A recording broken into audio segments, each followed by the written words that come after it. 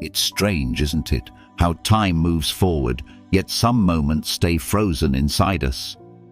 I never thought 5 years could feel like a breath and an eternity at the same time. But here I am, sitting in the same coffee shop where I used to wait for you, staring at the same faded wallpaper, feeling the same ache in my chest. The world around me has changed. The people are different. The streets outside have new shops, new names. But inside me, nothing has changed at all. I reach into my pocket, pulling out a worn piece of paper. The edges are curled, softened by time. It's the note you left me that day. I told myself I wouldn't read it again, but I do. I had the best week of my life with you. That's all it says. Nothing more. No promises, no regrets. Just that single sentence, as if it could contain the whole universe we built in 7 days. A song plays in the background, one we used to hum together. And suddenly, I'm not in this coffee shop anymore. I'm back there 5 years ago, with you. The first time I saw you, really saw you, was in the golden light of a late afternoon. The sun dipped low, casting long shadows, painting everything in shades of amber.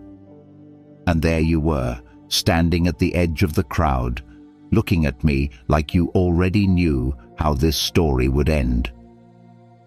"Do I know you?"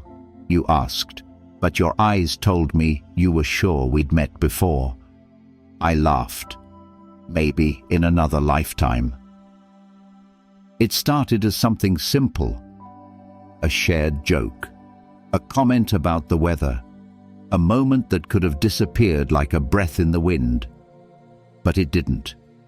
You had this way of making the world feel smaller, like we were the only two people in it.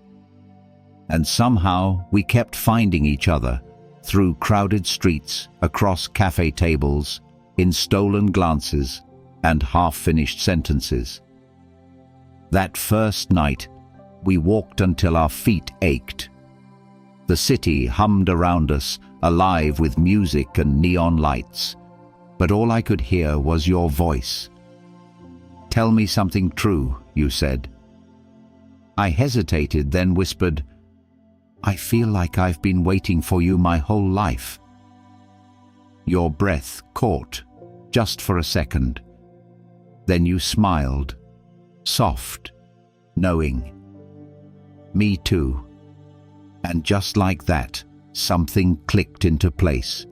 Neither of us said it, but we both felt it. This week, this wasn't going to be ordinary. The days blurred together, yet every moment felt sharp, etched into my mind like poetry I'd never forget. We spent hours wandering through the city, your hand brushing against mine, a silent promise in every accidental touch. One night, under a sky littered with stars, you pulled me onto an empty rooftop.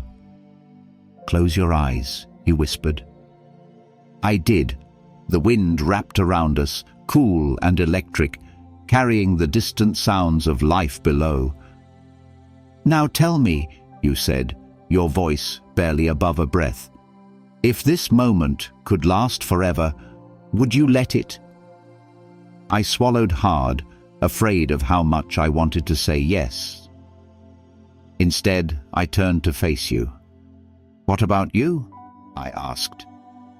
You looked at me for what felt like an eternity, then smiled, soft, aching. Forever wouldn't be long enough. That was the moment I knew. I knew this wasn't just a fleeting connection, a summer love meant to fade. This was something that would live in me long after the week was gone. And yet, we never spoke about what would come next. We never asked what would happen when the days ran out. Instead, we filled every second with laughter, with whispered secrets, with hands searching in the dark, as if we could hold on to time itself. One evening we sat by the river, watching the water move endlessly forward. "I don't want this to end," I admitted. You reached for my hand, lacing your fingers through mine. "Then let's not think about the ending," you said, but even then, we both knew. We were running out of time. The last morning came too soon. The sky was heavy with clouds, the air thick with something neither of us wanted to name. You stood at the station, your bag at your feet, your hands stuffed into your pockets like they could hold in all the words you weren't saying. I wanted to be brave. I wanted to tell you everything, how meeting you had changed me, how I didn't know how to go back to a life where you weren't in it. But all I could do was stare at you, memorizing every detail. The way your eyes searched mine, the way you chewed your lip when you were nervous, the way the wind played with the strands of your hair. "Say something," I whispered. You exhaled, shaking your head. "If I say it, it'll make leaving harder." "Then don't leave," I wanted to say, but we both knew it wasn't that simple. Life was pulling us in different directions. Reality had been waiting for us from the very beginning. The train doors opened. You picked up your bag. I felt something inside me crack. "Hey," you said, forcing a small smile. "I had the best week of my life with you." And then you were gone. I stood there long after the train disappeared from sight, my heart pounding in my chest, my hands clenched at my sides, as if I could hold on to something that had already slipped through my fingers. I told myself I'd move on. That time would dull the ache, that one day I'd wake up and you'd just be a beautiful memory. But I was wrong. 5 years later, and you're still here, living in the spaces between my thoughts, in the silence of early mornings, in the songs I can't bring myself to skip.